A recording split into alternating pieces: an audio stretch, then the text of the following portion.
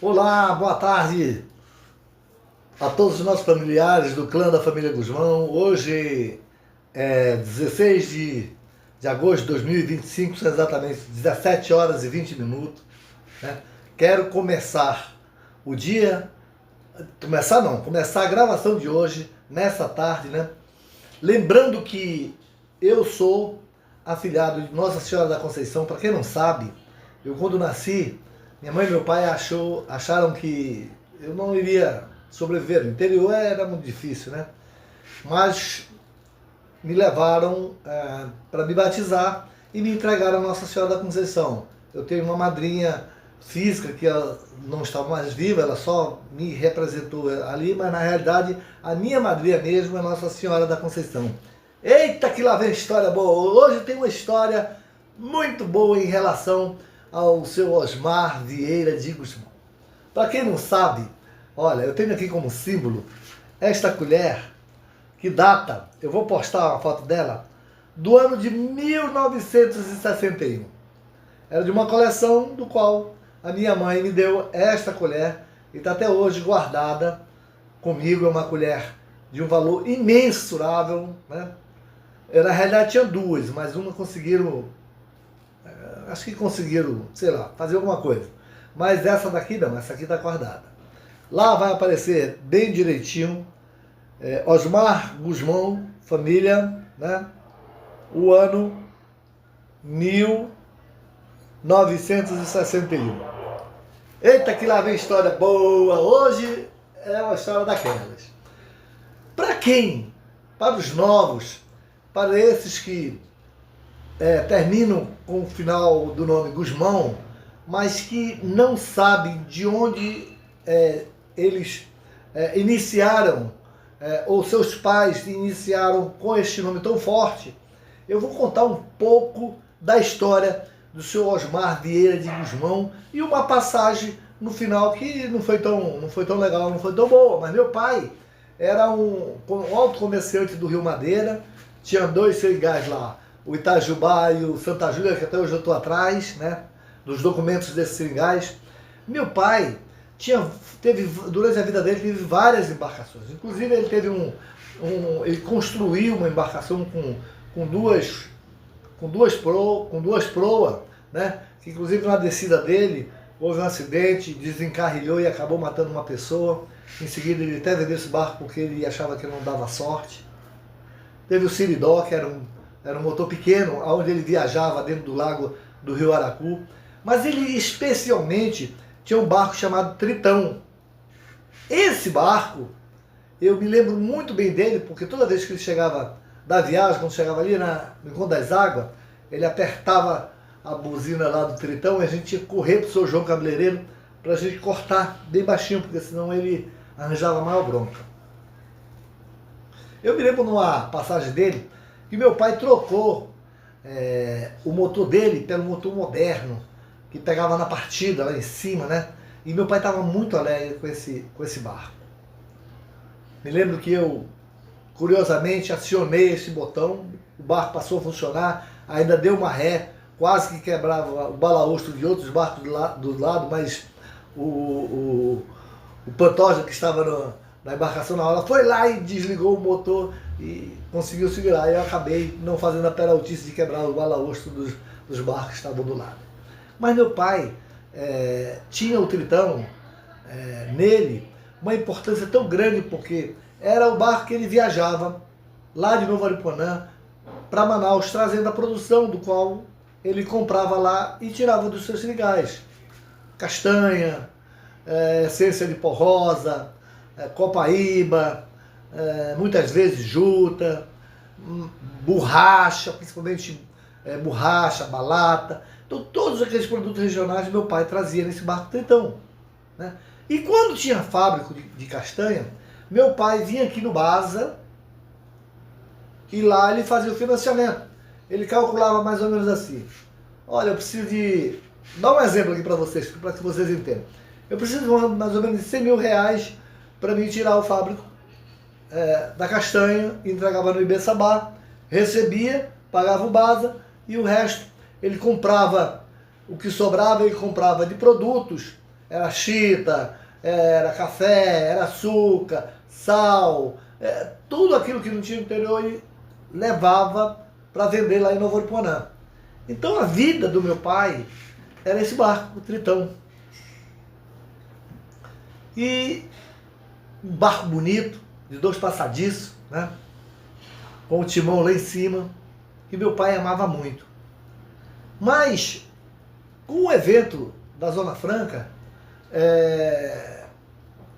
houve uma época em que os nossos produtos tiveram um problema. Os produtos que eu falo são os produtos, aqueles que eram colhidos lá nos seringais do interior. Então, eu me lembro do fato, que inclusive esse fato foi um fato marcante.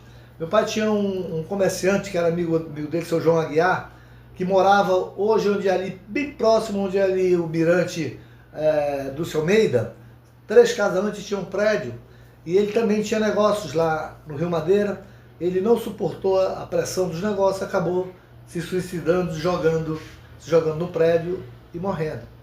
Mas meu pai não tinha essa tendência. Meu pai iniciou a carreira do oculismo dele justamente nisso aí, porque apesar de toda a inteligência que meu pai tinha, mas quando chegou a esse ponto de que ele se viu endividado, ele não tinha habilidade suficiente para tratar com aquilo, porque meu pai sempre foi conhecido no interior como aquele cara que comprava, pagava, não devia nada a ninguém. Meu pai era um homem honrado, por isso que hoje eu brigo, até hoje, pelo nome, para que se mantenha o nome do meu pai intocável, né? Que não se manche, como tem sido manchado ultimamente aí pelas pessoas que já são da 3ª geração dos Gusmão.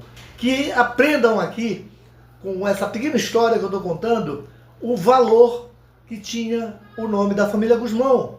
E nós temos dentro da nossa família Gusmão a genuína, os que são genuínos, filhos do seu Osmar e da dona Maria de Nazaré Oliveira Gusmão, todos eles que sempre procuraram preservar o nosso nome, né? Eu fui um dos quais dei exemplo quando deixei de trabalhar no ramo de despachadoneiro, porque eu não me senti seguro, e a pedido da número 4, eu não tinha para onde correr, né? Era uma profissão cheia de coisas que não dava para continuar, e eu também não concordava com muita coisa. Bom, mas vamos lá. O que meu pai fez? E aí entra a história do Corcel Amarelo, né? Do famoso Corcel Amarelo que muita gente não sabe. Meu pai trouxe o barco para a viagem, de Novo Aripuanã para cá, com a produçãozinha pouca que ele tinha conseguido trazer. Chegou aqui e pegou os meus 2 irmãos, número 1 e número 2, que já eram na época bancários, né? Então são pessoas, deveriam ser pessoa esclarecida. E eu lembro desse papo lá na sala de casa, lá na rua Visconde Maior, número 67, porque onde tinha um papo de adulto, eu estava sempre ali pela lateral para saber o que estava ocorrendo, né?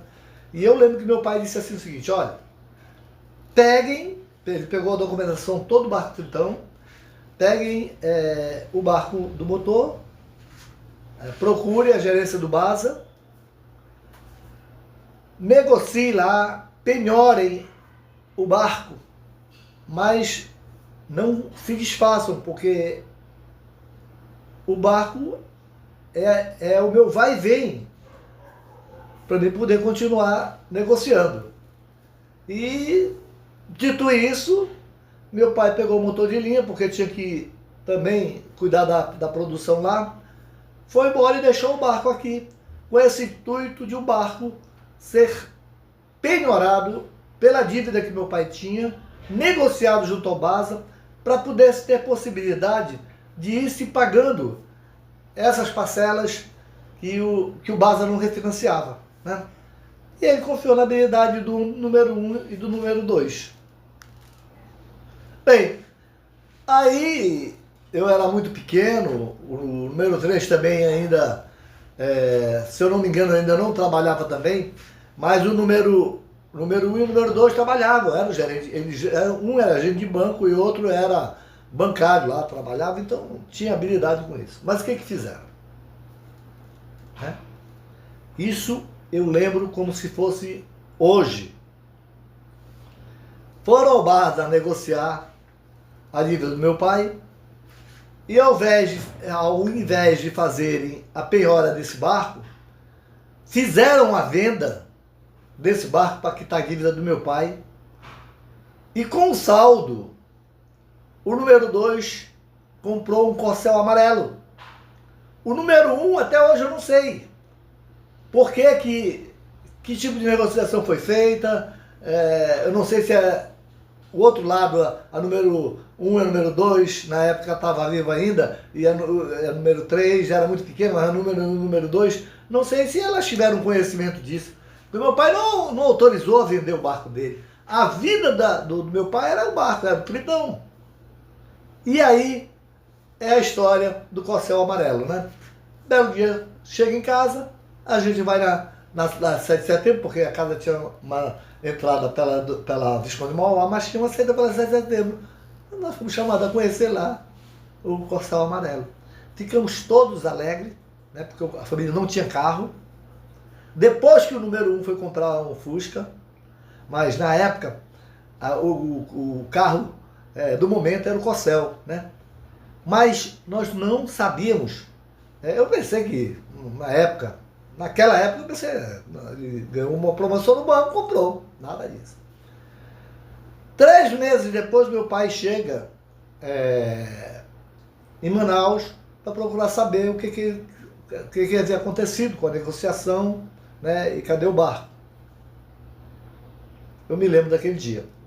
Meu pai tinha uma garruchinha, e essa garruchinha era um perigo. Que todas as vezes que ele bebia, ele queria nos aniquilar. Ali o alcoolismo já estava instalado no meu pai não o reconhecia como um alcoólatra, né? E a gente vivia esse perigo. Mas infelizmente a falta de habilidade do número 1 e número 2 levou com que meu pai acelerasse muito mais a questão do alcoolismo dele. Porque depois nós só sabíamos das conversas, porque vinha através da Rádio Rio Mar notícia de que meu pai aprontava lá dentro do rio Aracu, né? Era o rio onde meu pai tinha uma outra família, que hoje, graças a Deus, está aqui em Manaus, todas elas bem colocadas, né? São minhas irmãs, onde encontro eu abraço, eu beijo. Se gostam de mim, não sei, mas eu sempre tive e sempre nutri um carinho muito grande, inclusive uma que morou comigo durante muito tempo, e um que trabalhou comigo também durante muito tempo, do qual eu tenho um grande respeito, apesar de ter feito uma esperaltice, mas a gente corrigiu. Hoje ele tem uma família, né? Graças a Deus, e eu acho que ele deve ter orgulho também do pai que nós tivemos. E a minha irmã também, porque eu me lembro que meu pai, quando eu ia visitá-lo numa casa que eu comprei e coloquei ele ali no São Jorge, ele chamava Agil, que até hoje eu não sei qual é Agil, né? E eram todas bem pequenininhas ainda, né? E todos me olhavam assim, muito curiosamente. Eu ia, abraçava uma, abraçava a outra, né? Mas a história de hoje que eu quis passar foi de que o meu pai sempre foi um homem que honrou com seus compromissos, né? A inabilidade do número 1, número 2 fez com que ele ficasse sem barco, porque a partir daí ele passou a só vir a Manaus 1 ou 2 vezes ao ano, porque ele não tinha como trazer mais a produção dele. Aí o que ele fazia? Ele vendia lá mesmo, no Rio Aracu, o que ele conseguia pegar da produção dos seringais dele, entregava para outras pessoas que já tinham barco. Então, a história de hoje se resumiu a isso, a mostrar que a curiosidade de 2 jovens, né, fez com que meu pai acelerasse o alcoolismo dele, né, com isso tornando uma pessoa muito mais violenta, porque a gente sabia das histórias aqui através somente dos recados que vinham de lá, e muitas vezes a gente ouvia na Rádio Rio Mar, olha, seu Guzmão fez tal coisa, seu Guzmão fez aquilo, né? E eu ainda tive oportunidade, eu e a minha, a pessoa que conviveu comigo durante muito tempo, tivemos a oportunidade de buscar meu pai umas 2 ou 3 vezes lá no Rio Aracu, no aviãozinho que aquatizava, porque tinha um cliente que tinha um aviãozinho desse e a gente ia buscar meu pai. Então, eu quero rogar hoje, nesse sábado, em nome da minha madrinha, que não me abandona nunca, Nossa Senhora da Conceição, né, para que todos possam subtrair de tudo aquilo que eu trago aqui, não como uma forma de criticar ou de coisar. Mas eu sempre digo assim o seguinte: quem não conhece o seu passado, quem não sabe de onde veio, não sabe para onde vai. Se perde no tempo. Deixa de honrar aquilo que é de mais precioso, que aquilo que foi a herança que meu pai deixou. A única herança que meu pai deixou foi o nome dele, né? Porque as outras desapareceram os documentos. Até hoje eu quero saber por que não está na partilha de bens. Fizeram inventário da casa da minha mãe, eu faço parte do processo, lá só está a casa da minha mãe.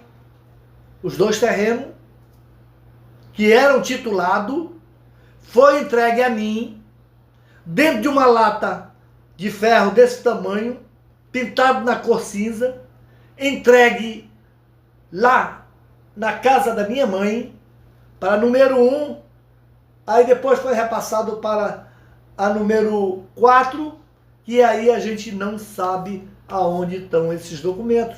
Outro dia, um irmão, por parte de pai de outra família, me perguntou: Osni, cadê os documentos, né, que meu pai tinha dos seringais? E ele falava para todos nós lá que tinha entregue a você. Agora imaginem vocês, eu sou o quarto, o último dos 4. Por que meu pai confiava tanto em mim?